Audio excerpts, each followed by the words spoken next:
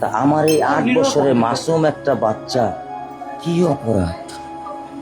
আমি এই কলজাটা ছাড়া আমি থাকবো কেমনি? আমার এই বাচ্চাটা আমি ঘরে ঢোকার আগে ফ্রিজের মধ্যে আমার জন্য শরবত বানায় রাখে। আমার বড় মেয়ে না, আমার ছোট মেয়ে 8 বছরের মেয়ে। বাবা শরীরের ছবি এখানে লাগায় রাখছে, বাবা তুমি আমাকে নিয়ে যাবা। আমি বলছি, আল্লাহ বাবা তুমি আল্লাহর কাছে যাও, আমার তো নেওয়ার দিয়ে যাওয়ার ক্ষমতা নাই। আমার মেয়ে আল্লাহর কাছে চলে গেছে, আমার মেয়ে আল্লাহর কাছে চলে গেছে। আমার মাসুম এই বাচ্চাটা কি অপরাধ করছে নির্মম ভাবে আমার বাচ্চাটারে হত্যা করলো?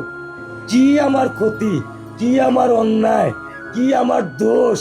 আমি একটু জানতে চাই আপনাদের কাছে। আমার যদি কোনো দোষ থাকে, আমার কোনো যদি অন্যায় থাকে, প্রকাশ্যে আপনারা আমার ফাঁসি দিয়ে দেন। আমি এই বাচ্চাটা ছাড়া আমি থাকবো কেমনি? আমি কেমনি আমার এই কলজা টুকরা ছাড়া আমি থাকবো? আমার পক্ষে সম্ভব না। দিনে ও 50 থেকে 100টা কল দেয় আমারে, বাবা তুমি কখন আসবা, বাবা তুমি কখন আসবা, বাবা তুমি কখন আসবা। 8টা বছর আমি আমার বুকের এই ঘরে ঘুম পাড়াইছি। আমি আজকে আমি কার সাথে ঘুম আসবো? আমি কি দিয়ে মনে সান্ত্বনা দিব? আমার অপরাধ কি?